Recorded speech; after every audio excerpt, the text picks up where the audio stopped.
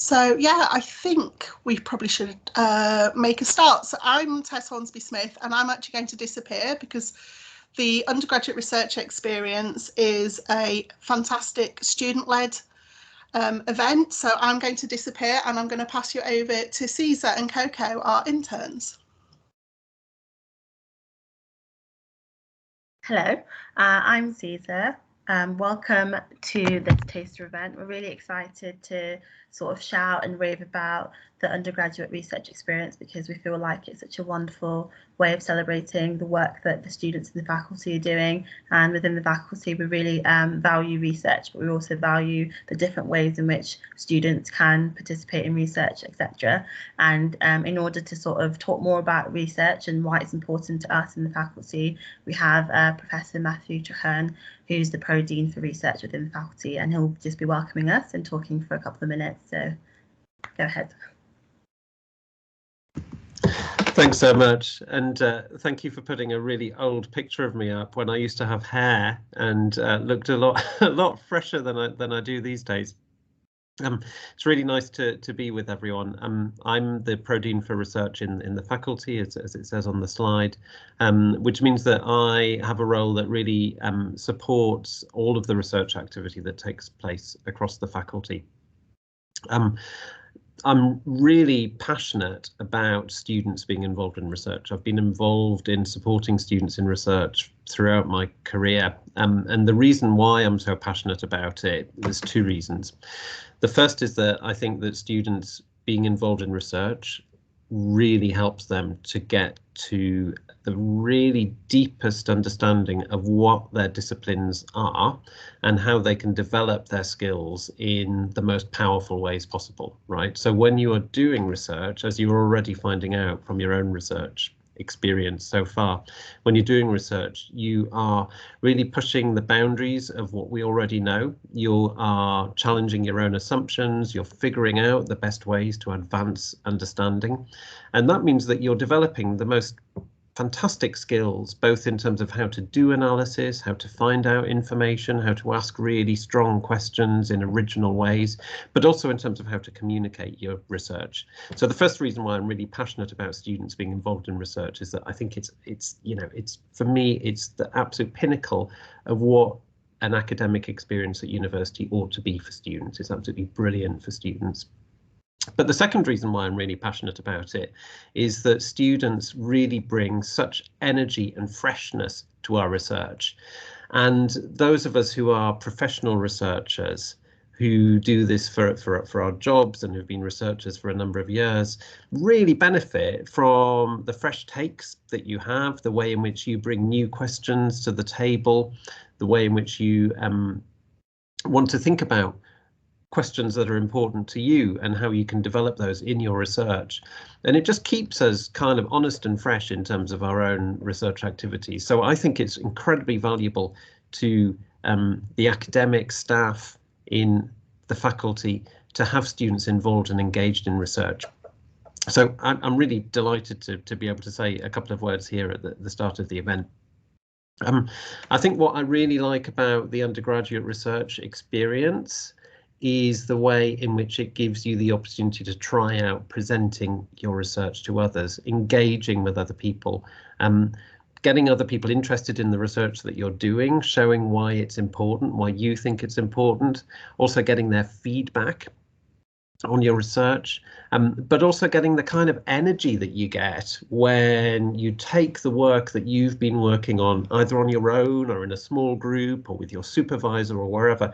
You take all of that work that you've been doing and you're bringing out to a wider audience. And it's just so empowering when you start to see other people taking an interest, you start to get a sense of what it is in what you're saying that captures their attention, what it is that intrigues them. The kind of questions that people ask will really tell you an awful lot about what's interesting and what's important about your research, and that can be incredibly validating. I also think it's a really powerful experience and a great learning experience in terms of your own abilities to present, to communicate. So Just in the build up to the event today, I was remembering when I was an undergraduate, the first time I presented some of my research in a seminar setting. I'd had absolutely no kind of training in how to do it, no preparation, nothing, no events like this event to kind of get you ready for it. I just had to do a piece of research and report on it. And I remember it was absolutely catastrophic. It was disastrous because I had no idea what I was doing. I had no idea how to present. Somebody had told me, oh, you shouldn't write a script. You should just try and speak from a few notes. So I tried to do that. And of course, I completely froze in front of about 25 other students. And I came away thinking, it was my final year as an undergraduate, and I came away just thinking, well, that's it. I'm just not good at that. I'll never be able to do it. And it took me a good few years afterwards to really kind of figure out how to get it right.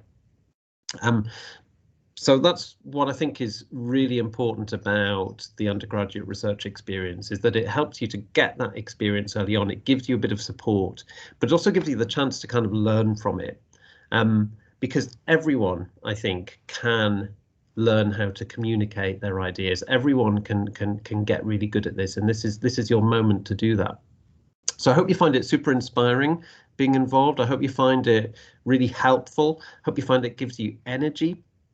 I hope you really enjoy it. And I think that's all I really wanted to say. It should just be a really uplifting, empowering experience. It can be really nerve-wracking. It can be a little bit scary presenting your research in a setting like this, but it's all set up. I know that everyone involved in setting it up has done it in a way that is going to be welcoming, it's going to be inclusive, it's going to be supportive.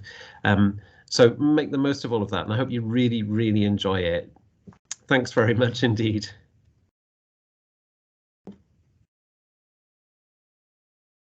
That was amazing. Thank you so much. I'm seeing a little clap at the bottom. I'm not sure if you can see that. Now, Coco and I are going to just briefly talk about the undergraduate research experience from sort of a student intern perspective, as we're just here representing the team. And one of the things that I personally want to emphasise that this year we've made a big effort to ask ourselves questions about what is research, who can do research, and what is the research process.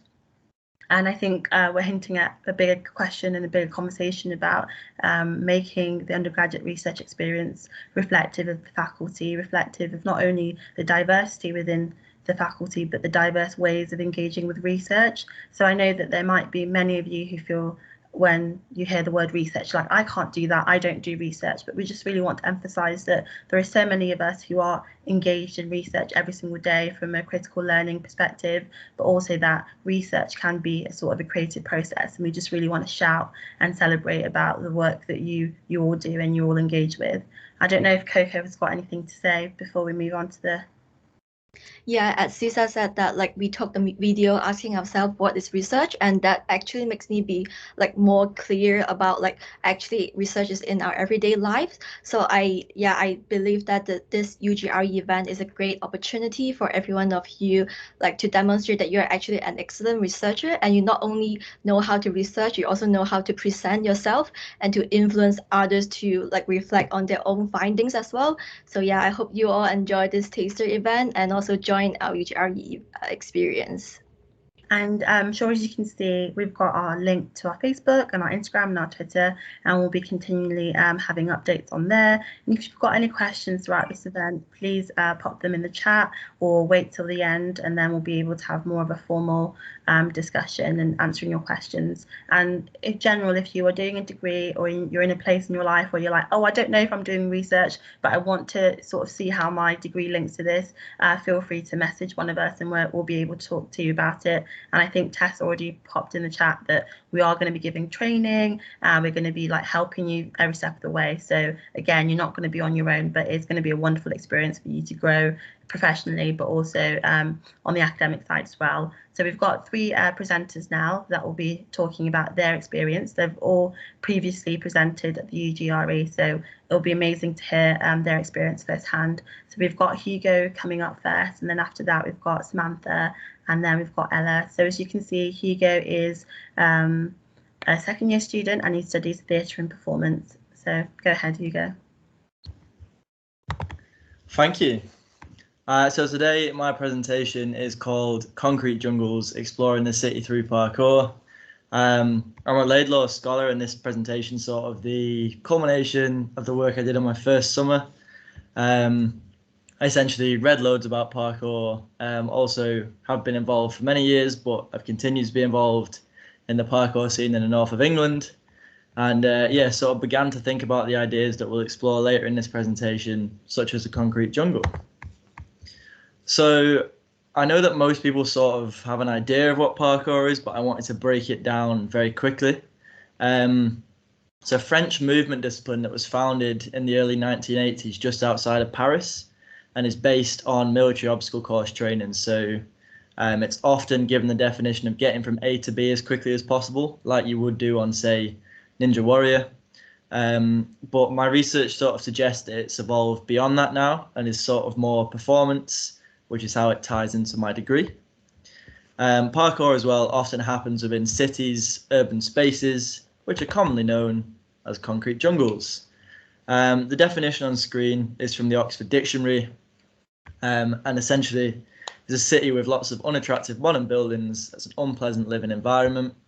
Some examples you might think of are New York, Hong Kong, Paris, or London. Paris is going to play quite an important part in this presentation, so we'll come back to that briefly. But firstly, I just wanted to explain what I was actually exploring. So the idea was to explore the concrete jungle, the city, as a sort of wild space that you could explore, and sort of compare it to, say, a real jungle. And we're going to go on a little bit of a tangent, so bear with me. But I'm going to go into an idea of what the corporate city is and how that sort of opposes with the concrete jungle. You'll see, bear with me on this. So the corporate city, as opposed to the concrete jungle, is like a vessel that's what's the word? Through which, there we go, the ideologies of capitalism and consumerism are sort of projected onto the public. So if you think of like shops, retail parks, everything, the city's often not a space for play or exploration. It's a space for making and spending money. I personally felt it's best explained through this film. It's called Happiness by a guy called Steve Cutts. You can find it on YouTube, but it's essentially this idea of the rat race. You're constantly being pushed through, constantly chasing this idea of happiness. You can see at the top right, this idea of happiness being sold out. Bottom right, we've got all these adverts, constantly in your face, trying to make you buy stuff, trying to make you do things, pushing you from work to the shop, to the pub, to sleep, to do it all again. And what this has actually led to is not just a focus on economic growth, but a focus on removing things that don't contribute to economic growth. On screen is a picture of some anti-homeless spikes. So obviously in cities, we have lots of homeless people that live there.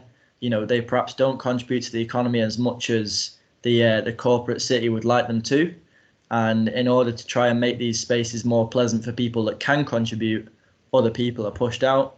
So we have, for example, homeless people, and also people that enjoy playing or exploring in cities. So on the screen now is a picture of skate stoppers that's designed to stop skateboarders like grinding along surfaces. Again, that's not really making any money, so it is discouraged. So to go back to how parkour sort of challenges the corporate city and tries to turn it more into a jungle or an urban wilderness. It's here we go back to Paris and the suburb that I mentioned before. It's called Evry. It's 25 miles roughly outside of Paris, and is a result of a 1965 development called the Schéma Directeur, which essentially saw the creation of 5 new towns outside of Paris that were supposed to create a community feel, public life, etc., for the people that were going to commute into Paris and again contribute to making money. However, Evry didn't go that way. You'll see some quotes on screen that sort of really break it down to the sort of raw, like bare bones of it.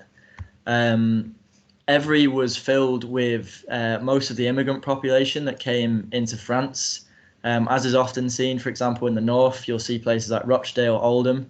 Lots of the immigrant populations are sort of pushed there and left, and we get huge rates of unemployment, particularly amongst young people.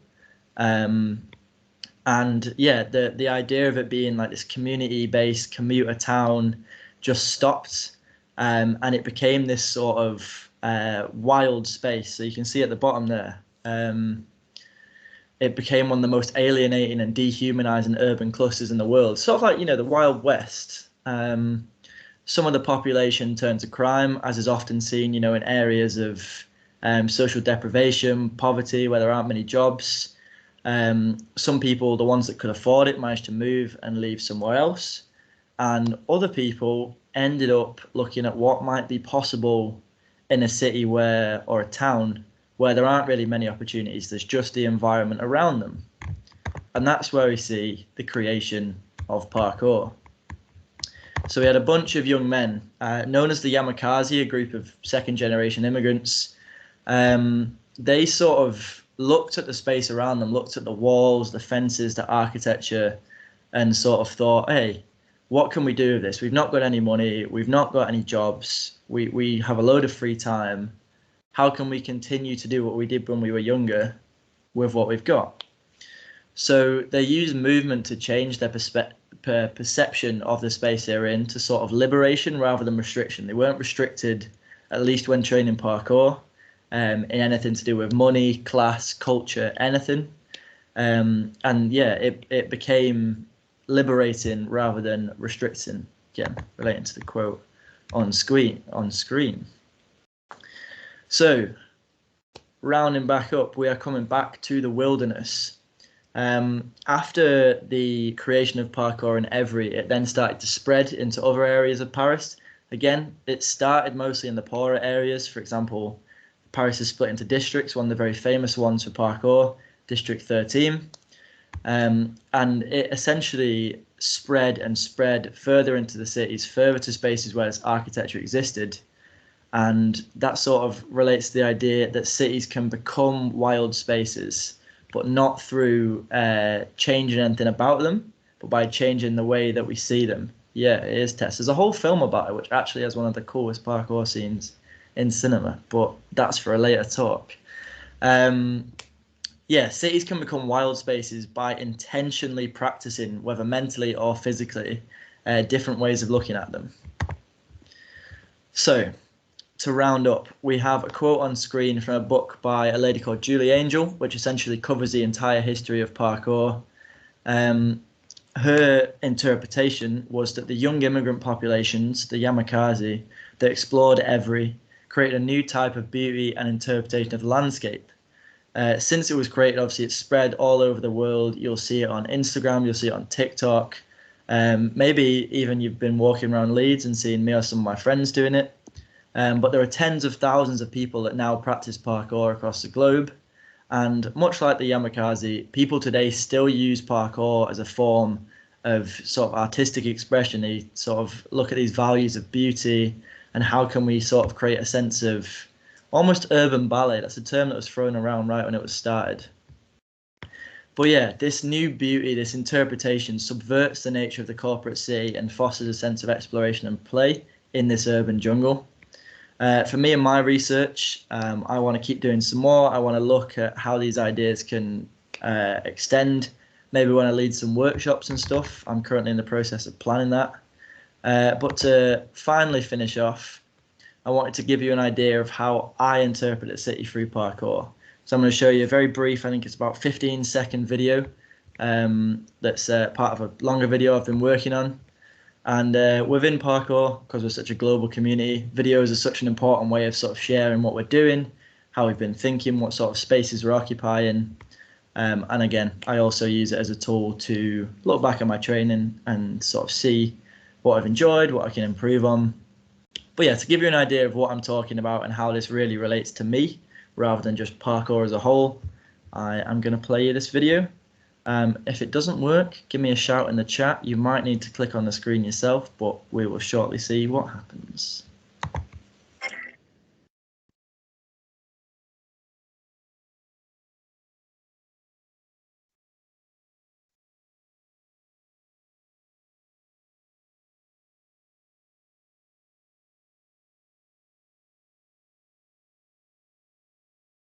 Hopefully that works. I'm not seeing anything in the chat. Tess is clapping, so I assume we're doing well. Got a little love heart popping up some more. Okay, I assume we've gone well. Lovely stuff. That's not ideal. That is the end of my presentation. Thank you very much for listening. I hope it's been interesting. We are going to do questions at the end of the session, so if you have one now, by all means, drop it in the chat. But once everyone else has spoken, we'll come back to them. Once again, thank you very much, and I'll hand you back to Caesar to introduce the next speaker. Hi, yes, thank you so much, Hugo. That was amazing, and we love seeing the video as well. So it's really lovely to get people that have already presented before to come back. I think this is Hugo's second time, correct me if I'm wrong, presenting. So it's really nice to see that the UGRE does have an effect on people, so much so that they want to come and keep doing it again and being engaged in it. And the next speaker that we have is Sam. So Sam is a history student, but she's currently on placement, and she's made the time to come and to share about her experience taking part in the UGRE. So go ahead, Sam. Hiya, do I just press take control? Is that all right? Yeah. Yeah, that's the one.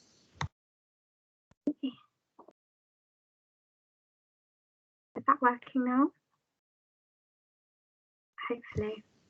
Yes. Okay, so last year I did the Hist 2 505 module where we looked at archives and found a piece of a source there, and then did research about that. So yeah, this is my presentation from last year.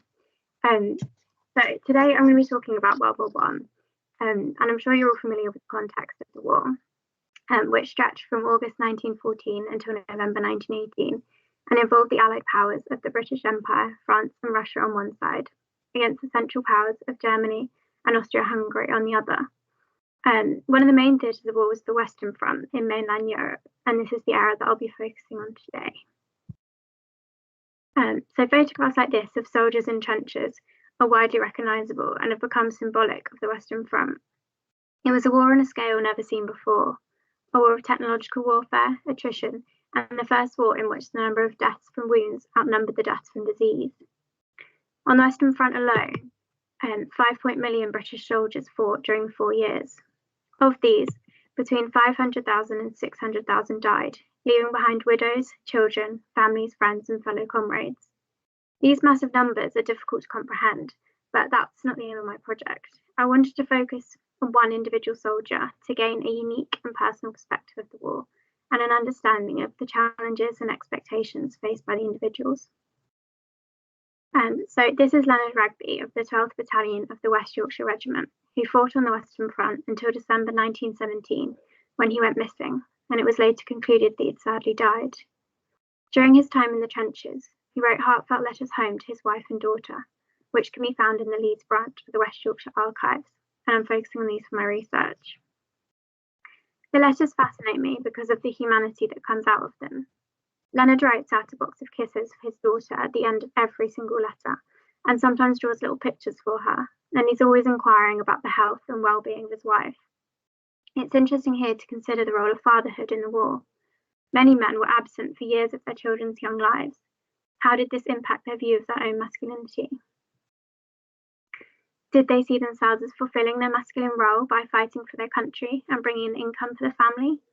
Or did they feel that they were failing to achieve their masculine duty by being absent in their wife and children's lives? The former is likely, but Leonard's letters suggest that he was perhaps trying to remain present in his daughter's life, using pictures and symbols to show love and remind her of his existence. She was very young, only 4, and probably didn't have many memories of him.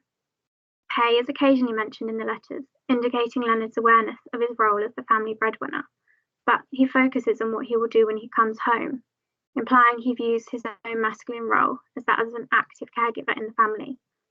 I'll explore this further as my research continues. The letters also provide a wealth of information about life on the front, but to me the letters stand out because of the lack of discussion about actual battles themselves. Many World War I letters and diaries reveal unimaginable horrors and display clear symptoms of trauma. But conversely, Leonard's letters remain mainly positive, describing the activities soldiers do to pass the time, and with constant reassurance to his wife. Here are a couple of quotes that I wanted to share with you. You see, we are not always in the firing line, and we enjoy ourselves at times. So, dear, I want you to keep your heart up and keep smiling. So busy, and it's been all work and no sleep. And as you walked, you got your foot in the mud, and it took a spade to dig you out every time. But never mind, we have got over it, and we are all singing and smiling and feeling very happy. Quotes similar to these are very common in the letters, and they could be interpreted in many ways. For example, we could infer that he may have had particularly high morale in his division. There's a theory of morale known as primary groups. This suggests that the immediate social group had a large impact on their soldiers and their willingness to fight. Strong comradeship could lead to high morale regardless of the circumstances. Alternatively, he could be shielding his wife from the horrors of the war, not wanting to worry her or harm his family. Or discussing the battles could be too traumatic, so he avoids writing about them. His quick dismissal of the terrible conditions could suggest a need to conform to the masculine stereotype of the courageous soldier who's ready to face anything. The historian Rob suggests that displacement of anxiety was common in wartime letters. Telling his wife to keep smiling could have been Leonard's way of trying to reassure himself that everything was fine and he needed to remain positive. There's no way of knowing Leonard's exact feelings, but I'm going to further consider the interpretation of the letters and how these link to masculinity and morale. Another aspect to consider is how morale was impacted by communication with families. Leonard writes, I've just received your ever welcome letter, and are you keeping better? That's all I'm concerned about. Get plenty of Quaker oats down you. It's clear that soldiers benefited mentally from letters from home, demonstrating the significance of these close connections. We are, of course, aware of this ourselves, especially during this last year or so. Communicating with friends and family has proved itself to be highly important in impacting morale in difficult times. So I'll leave you with this one. But as long as I know you are well and you know I am all right, that's all we require, isn't it?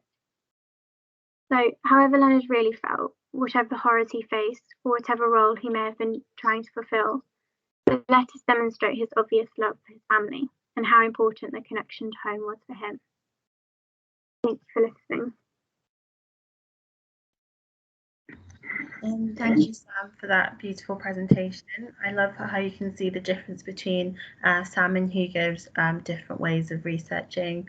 And I think that's one of the things that we want to emphasise, that whatever you do and whatever you're passionate about and whatever you want to showcase, the undergraduate research experience can be a place for you.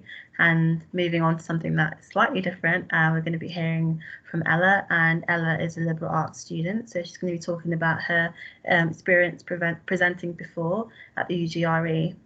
Go for it, Ella. Hello everybody, right, let me just take control. Oh gosh, this is the first time I've taken control of something on here, so bear with me if I get it wrong. Right, let's have a little look there. Cool. Right, hello everyone. I hope you're all well. Thank you so much for coming. My name is Ella. I am a third year liberal arts student who majors in philosophy. So for anyone who doesn't know what liberal arts is, which is surprisingly a lot of you, if you're in person, I'd actually ask you to do a hands up, because I have had so many awkward pub encounters of trying to sum up what liberal arts is within a space of a minute when people are just trying to be polite. But anyway, liberal arts is essentially an interdisciplinary course which allows you to study more than one subject. So I major in philosophy, that's what I study in depth, but I do lots of other minor subjects. So like visions of humanity, exploring digital world, human rights and religion. So yeah, it's a fantastically diverse course, which offers me like a lot of opportunities.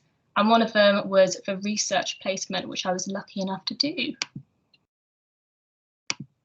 Cool. So yeah, I did my research placement within my second year, and it was within the research placement which led me to the UGRE. Cool, so what it involved. So everybody within the liberal arts course had to do a research placement. It was part of the course. So we were split up into different groups. We had a project which we were working on throughout the year, and we did this with an external partner. Our lovely external partner was called Becky. The overall aim was to produce a project to help the kind of local community. I'll explain a little bit later on about what we did in order to help. But yeah, halfway through the year, we presented our findings at the UGRE. So our project, what was it? It was called Waking Wakefield, and this was with a collaboration with, which was with Story Trails, which is Becky's sort of like own venture. Becky again was our external partner. Okay, cool. So Waking Wakefield, what was it? So Waking Wakefield is an ARG which aimed to wake Wakefield up to the effects of climate change. So for anyone who doesn't know what an ARG is, it is an alternate reality game. It's a narrative-based game which has challenges, and you can track your progress on forums. And our sort of aim for our ARG was to teach children about climate change, but not just climate change, like other environmental issues, such as like recycling, meat consumption, buying locally, plastic pollution. And we wanted to aim this game at children because, you know, it's their future. We think it's really important that we educate children on the future in terms of the environment. However, we wanted to keep it a child-friendly game, so we based our characters off mythological creatures, and these mythological creatures were based off of 5 towns in Wakefield. Hopefully you got all of that. I know it's a little bit confusing. And yeah, so this was launched on the Story Trails website. Okay, so in order to try and get people to come to the UGRE event where we were presenting, we made this poster. It has all of our aims in the middle, the intended audience, and then on the outside it has like the characters and then their challenges. So you can't really see it on the corner. That's Pontefract, so that's one of the towns in Wakefield. It has Padfoot the dog, so that was one of the mythological creatures. And then by the side of that, all the challenges, which included like cutting down on meat, trying to swap beef for like a corn product, and buying locally. Okay, cool. So this kind of leads me to the UGRE event and also our presentation. So I guess everybody listening today wants to kind of like know how to present at this event, like how you should, I guess, organize it. And I think the first thing to say is there's no set way to try and do this presentation. Like it's going to be different for every single person, depending on the research. For us, we wanted it to kind of suit our ARG, yeah, alternate reality game. So firstly, we wanted it to be really engaging. This was a game, so we decided we wanted to do sort of like an acting style presentation. We also wanted it to be fun. It was for children, so we all dressed up as characters, and I don't know why, looking back, but somebody was dressed up as a dragon, which was interesting because we didn't actually have any dragons in our game, but it was very fun. And lastly, we wanted it to be informative. This was something we worked really hard on, so we didn't want to like make it too sort of like funny. So we did it in like a news interview format. I was a news reporter, and I went round and I asked these different characters about who they were, why they were here, why they wanted to talk about the environment. And I think potentially Tess might have our presentation. So if anybody does want to see some of my dodgy acting, Tess might be able to give you the link at the end of this presentation. Okay, cool. So the UGRE takeaways, I'm going to go sort of personally and then the wider community. So first of all, it's just a great way to show off your work. You know, I think it's hard when you're working throughout the year. The only real way you're getting praised is for your grades, and not always a good reflection of how hard you have worked. And then once you have done sort of like the assessment, you move on and then you just put it behind you. But the UGRE allows you to just stop and really like be proud of your work. So it's a great way to show off. You learn about other people's work, what they've been up to. It's a really strong reference of the future to say you've done this kind of presentation. And also it's a really enjoyable experience. I mean, ours was in the time of a pandemic, so it was online, but afterwards we came off and we're like, oh, that went so well, and you have to take the small wins in a pandemic, so it was very fun. And then sort of a wider community. So for us, we actually invited people who we thought would be able to help build our project. So that was a really good way of networking. It allowed the community to be aware of what we were doing, and also other students. We were able to sort of tell them what we were up to. Okay, so sort of summing up. Firstly, you can show off your work. You can feel really, really proud of it. Next, you can learn, you can engage with other people's research. And finally, you can reference and you can build on your future. Cool. So thank you very much, everybody. Yeah, any questions, feel free to ask at the end, and I'll stop presenting now. Thank you so much, Ella. I think we are actually at the end. So Tess, correct me if I'm wrong, but we're going to move on to questions. So one of the things I loved that Ella mentioned was that she talked about how the UGRE affected her personally and things that she benefited from it. I'm not sure if Hugo and Sam got the opportunities to do that. So I'm going to start with the first question, if that's okay. So Hugo and Sam, could you share what you got from participating in the UGRE? And Hugo, why have you done it so many times? I'm sure people are intrigued. Yeah. I mean, I got my scholarship out of presenting at the UGRE. I was working in the Netherlands. I was chatting to some of my friends. I was like, hey, this would make a really cool presentation, because I'd just done a dance module, and the intersection between dance and parkour, quite close. Yeah, for a presentation together, and then Tess was like, hey, apply for a scholarship, and now I get paid money to write about parkour, which is pretty cool. And as for why I presented so many times, I just like sharing what I know. I feel parkour is not something people know much about, sort of beyond perhaps the office and yelling it in the street. So I enjoy sharing with other people, my knowledge, and especially the knowledge I have of something that I'm really passionate about. Thank you, that's amazing. Sam, do you have anything you'd like to add? Yeah, I guess for me, I found I've never been very confident public speaking and stuff, so the UGRE was a really good opportunity to kind of build that confidence a bit, and especially with a topic that I knew a lot about, but you were quite excited to share that with other people because it was more of a specialism for you. And yeah, just as the others have covered, just be proud of your research. It was a great opportunity to show where you were up to and what you were doing, especially within my module as well. It was a good halfway point, so it's kind of laid out where you were then, and then you could carry on with research from there. So yeah, really good opportunity. Being that you are shy, because I couldn't see at all, I think you did amazing. What would sort of encouragement or advice would you give to people who are particularly shy and have a little bit of stage fright? I think I would just say everyone's kind of in the same boat. You're all giving your own presentation that you know the best. You put it together, and just especially with it being online, it's quite easy to kind of just block everyone out.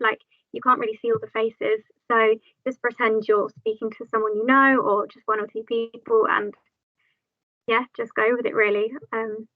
Yeah, I think that definitely helped me. Thank you. And I think Ella wants to say something as well. Am I right, Ella? No, okay. But I can sort of add to that. I would say if anybody is nervous and is worried that they are going to forget what they're saying when I'm presenting, I will have not a direct script, but a rough script by the side of me, and I'll have stuff highlighted. So it's just a reference point, but it's also remembering to look up at the camera and not there. But yeah, if you ever lose where you're going, sometimes just a few notes on the side is helpful.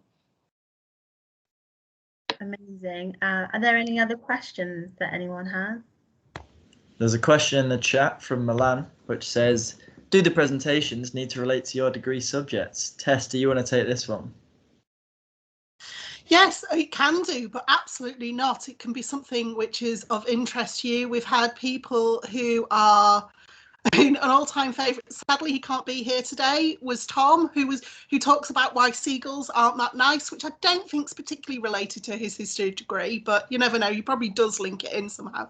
So no, it could be something of interest. It could be some sort of social justice issue or just something else. It's just we really want for people to share their research, and we're talking a lot about research, but it could be again, if you're a creative, obviously Hugo, but you could be an artist and you're sharing your creative practice as well, which obviously is linked to your degree. Or it might be that you're doing a history degree but you love music. So absolutely, we just want to encourage people to use this opportunity to share something of interest to them. Normally, if it's a presentation, it's only 5 minutes long. Yeah, and Nathaniel's got a question, which is, could I present some laid-law research I've already done? Absolutely. It could be something you did last year, it could be an essay you're proud of, or something else outside of the university. But yeah, we're really interested to hear. And what we love about our faculty is that it is so diverse. You know, we have people who are talking about really hardcore technical stuff about music, and it could be some sort of computer programming in music, but it could also be about, oh, it's just wonderful. Oh, he's presenting tonight. Oh, I would really recommend Tom's presentation. So yeah, I think I can sort of throw this back again to the other people about sort of, you know, I was going to ask a question, but I think you've probably already answered it, is Hugo, is because I know Ella and Sam had to present at the UGRE. It's because it's part of their modules. But one thing is, I was going to ask you, I'm sure you're going to say yes, but were you glad you had to in the end? What did you feel before? Were you a bit grumpy or a bit annoyed? And then I was going to ask Hugo, as a first year, that's quite impressive. Please encourage other first years to present, because your work is really of interest as well. So that was a question, I think. So were you resentful? Were you grumpy that you had to present? I will go first. No, I think it was a really good halfway point for us to actually reflect and see what we've done. And that's kind of what I was saying in a presentation, that you don't realise how much you have done and how credible your work is until you stop and you talk about it, and then you're able to sort of see it from somebody else's perspective. Otherwise, it's just like another piece of work which you've done and then not forget about, but you don't really reflect on. So yeah, I'm definitely glad that I've done it. Yeah, I'd agree as well. Like, I think maybe at the beginning I was like, oh God, I've got to do a presentation kind of thing. But as Ella said, like, it was, I know we were on different modules, but for me as well, it was a good halfway point in the module to like lay out where my research was up to so far, and just like really consolidate what I had learned and where I need to go next. And it was just a good opportunity to share and like see what everyone else was up to and everything. So yeah, it was really good.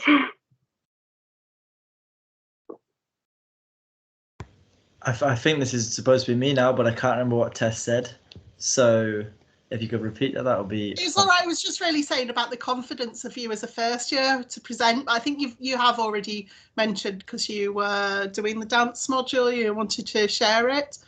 But I was just really, again, about encouraging first years, that anyone in our faculty, undergraduate, can present at this event. It is something for everyone. And normally they're 5-minute presentations, so they can be PowerPoint. And we think for the main part, they will be online.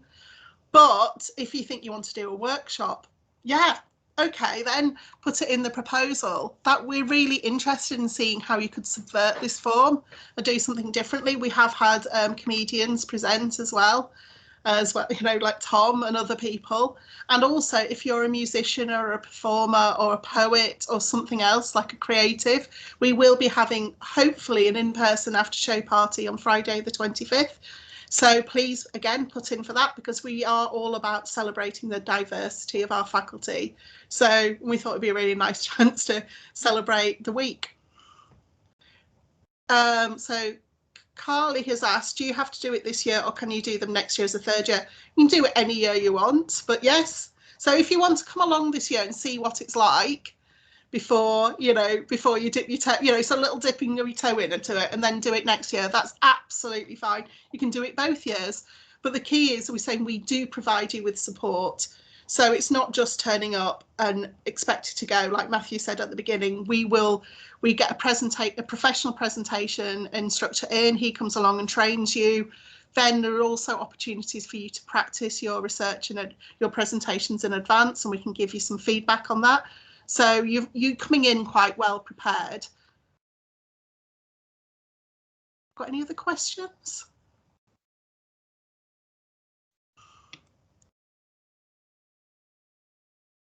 Sure, haven't got any questions? No worries if not. So I'll throw it back to Caesar, because I keep talking. Yeah, no, it's great. I love it when people that aren't me speak.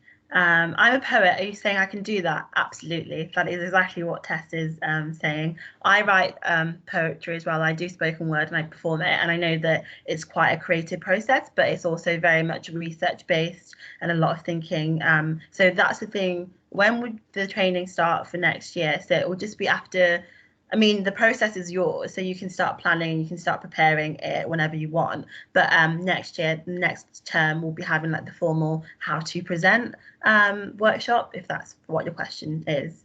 But one of the things that we do want to emphasise is that we are a diverse faculty, not only in the way that we do research, not only in the degrees, but in the backgrounds and where we come from, in our ethnicities. And that is something that we just really want to highlight and showcase. So if you do have any questions, you can continue to like message one of us, you can message us on our socials, and then Tess has added the link in the chat on how you can sign up, but also I'm sure we'll be sending a formal one as well, so that you can sign up that way.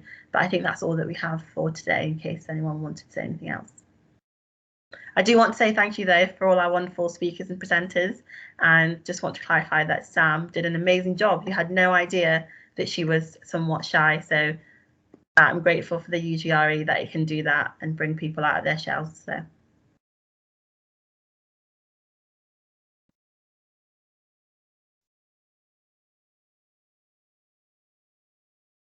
So yeah, thank you all for coming.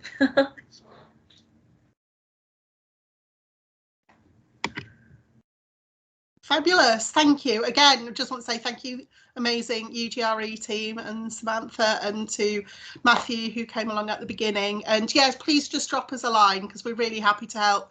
But if in doubt, still apply. You can apply a few times, we don't mind, and we'll get back to you if you've got any questions, because we just really want to encourage you to use this opportunity. Thank you very much, and I look forward to seeing all your applications. Bye. I'm going now.